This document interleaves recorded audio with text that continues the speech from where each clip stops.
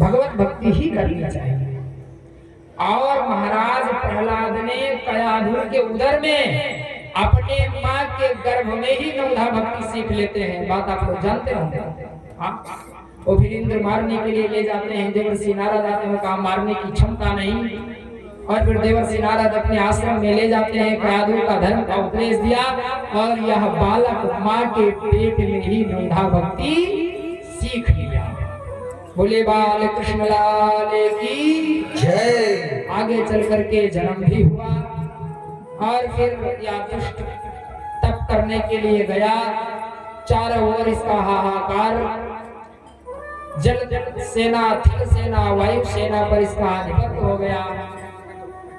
सूर्य भगवान को आदेश देता है, सूर्य भगवान आज इतने डिग्री में तपना है तो सूर्य उतने डिग्री में तपते जितना हिरण्यकशिपु आदेश देता। समुद्र से कहता है, समुद्र देव आज तुमको इतनी ऊंचे तरंगे लेना है तो समुद्र उतनी ऊंचे तरंगे लेता जितना हिरण्यकशिपु आदेश देता। महाराज वरदान पाकर के घर आया।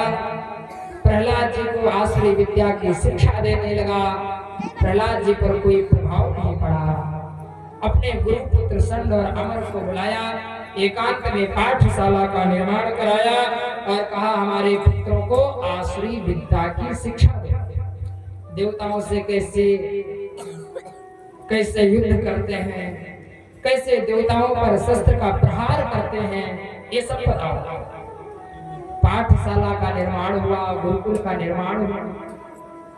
महाराज 2-4 महीने बीत गए तो जाकर के देखा तो गोद में प्रहलाद को लिया और कहा बेटा तुमने क्या पढ़ा? तो कहा पिताजी सच बताऊं मैंने यही पढ़ा है कि नोद्विग्न चित्तो व्यसने सुनिस्पृहः श्रुते स्वदृष्टे स्वगुणे स्वस्तुदृक् दान्तेन्द्रिय प्राण शरीर ही सदा प्रशांत कामो रहिता सुरः। पिताजी सब कुछ छोड़ करके, नारायण से द्वेषता छोड़ करके और उनका भजन करो। नवधा भक्ति बताई। पिताजी आप भगवान से द्वेषता छोड़ करके संतों का संग कर लीजिए।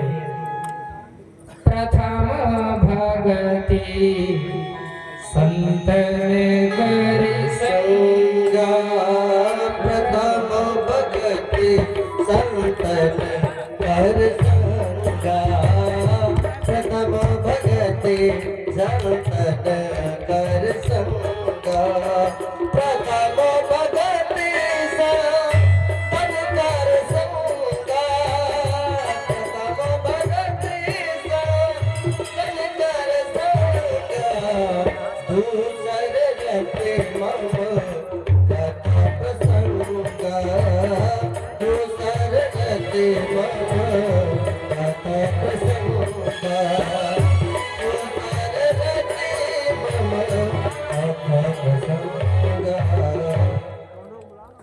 पिताजी बोले बाल कृष्ण लाल की जय हो। भाई इनका माइक सेट कर दो। क्या मतलब बताइए, बार बार बंद करना चालू करना क्या मतलब? वही मैं छुईबे नहीं करें भैया। बोले बाल कृष्ण लाल की जय श्री प्रहलाद जी महाराज की जय हो। महाराज प्रहलाद जी को गोद में लेकर के पूछा क्या सीखा? प्रहलाद जी ने कहा पिताजी भगवान से द्वेषता छोड़ो, उनका भजन करो, अपने साथ लेकर के चलाया, घर में रखने लगा। बहुत प्रताड़ित किया। इतिहास के पन्नों में इतना कष्ट भगवान के किसी भक्त को नहीं हुआ होगा जितना महाराज प्रहलाद। एक कैद खाने में जेल में डाल दिया, लेकिन वाह रे भक्ति, वाह रे भक्ति। हिरण्यकशिपु ने कहा कोई भोजन नहीं देगा। प्रहलाद जी ने कहा जब माँ के पेट में खिलाता था वो यहाँ भी खिलाएगा। 6 महीने बीत गए, भागवत जी में लिखा है। 6 महीने बीत गए, जब जाकर के ताला खोल करके देखा तो पहले से ज्यादा प्रसन्नता है वहाँ पर और हृष्ट-पुष्ट है। महाराज बाहर ले आया, उलया पेड़ हाथी के पैर के नीचे दबाया, लेकिन नहीं मरे। समुद्र में फेंका, लेकिन नहीं मरे। पहाड़ से ढकेला, लेकिन नहीं मरे। यहाँ तक इसकी बहन होलिका को वरदान था कि अग्नि में नहीं जलेगी, तो अपनी बहन होलिका के साथ अग्नि में जलाया। लेकिन वाह परमात्मा, इसकी बहन होलिका अग्नि में जल करके राख हो गई, लेकिन प्रहलाद जी का बाल बांका नहीं हुआ। बाल न बांका कर सके जो जग, जिसकी रक्षा परमात्मा करेगा उसको कौन मार सकता है। महाराज प्रहलाद जी को एक दिन कहा, मेरे चंदन जैसे वंश में तुम्हारे जैसे कांटा कहां से जन्म ले लिया। मूर्ख की भाषा देखिए, कह रहा है हमारे जैसे चंदन जैसे वंश में तुम्हारे जैसे कांटा कहां से जन्म ले लिया। आज बता तेरा परमात्मा कहाँ है।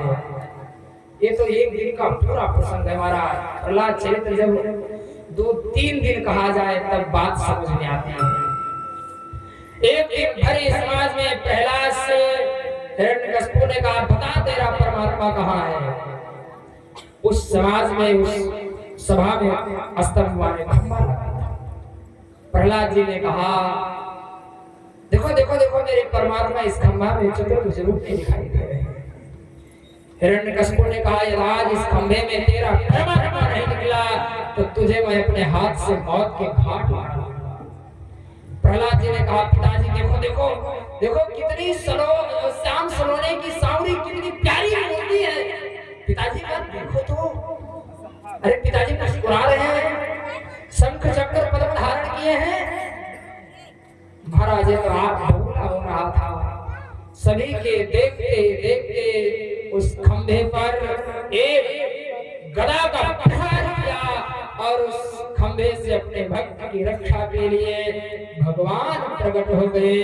बोलिए श्री नरसिंह भगवान की, श्री प्रहलाद जी महाराज की। महाराज क्रोध में भरे हैं, जीभ लपलपा रहे हैं, गड़गड़ गड़ानो खंभ फाटो चरचरानो नरनागर को अति भयानक है। आदम जीभ लपलपा रहे। महाराज इतना क्रोध भरे हैं, लोग देख नहीं पा रहे हैं। आगे बढ़े हिरण्यकशिपु को बाएं हाथ से पकड़ करके खींचा और अपने जंघे पर बैठा। हिरण्यकशिपु ने कहा, नहीं नहीं, मुझे वरदान प्राप्त है, मैं मरने वाला नहीं। पहले तो स्वरूप को देख करके थोड़ा भयभीत हुआ, डर गया, सहम गया, लेकिन कहा नहीं नहीं, मुझे वरदान प्राप्त है, मैं मरने वाला नहीं। मैं ब्रह्मा के बनाए हुए सृष्टि में नहीं मरूंगा। भगवान ने कहा, सुन मूर्ख, मैं ब्रह्मा की सृष्टि में नहीं बल्कि ब्रह्मा मेरी सृष्टि में आता है। ब्रह्मा भगवान के ही तो पुत्र हैं। कहा, ब्रह्मा ने मुझे नहीं बनाया बल्कि मैंने ब्रह्मा को बनाया है। फिर होश आया, नहीं नहीं, मैं मरने वाला नहीं, मुझे वरदान मिला है, न दिन में मरूंगा न रात में। भगवान ने कहा, सुन, न दिन है न रात है, सायंकाल की बेला है। और सहम गया, कहा नहीं नहीं, मैं वरदान पाया हूँ, न पशु से मरूंगा न मनुष्य से। भगवान ने कहा, एक बार नीचे देख फिर ऊपर देख। तो स्वरूप क्या है? नर सिंह, ऊपर सिंह नीचे नर। अब तो और डर गया, कहा नहीं नहीं, मैं वरदान पाया हूँ, 12 महीने में नहीं मरूंगा। भगवान ने कहा, चिंता मत कर, आज से 13वां महीना बढ़ा दिया, जिसे लोग पुरुषोत्तम मास अथवा मलमास कहते हैं। डर गया, नहीं नहीं, मैं मरूंगा नहीं, मैं अस्त्र शस्त्र से नहीं मरूंगा, वरदान मिला है। भगवान ने कहा, चींटी को मारने के लिए तोप नहीं उठाना पड़ता है, तुझे मारने के लिए मुझे कोई अस्त्र शस्त्र की आवश्यकता नहीं, ये नाखून की कॉपी। तुम्हारा और डर गया। और अंत में भगवान ने अपने उसी नाखूनों से उसके शरीर को विदीर्ण करके चीर दिया और उसकी आंत को निकाल करके और उसकी माला बना करके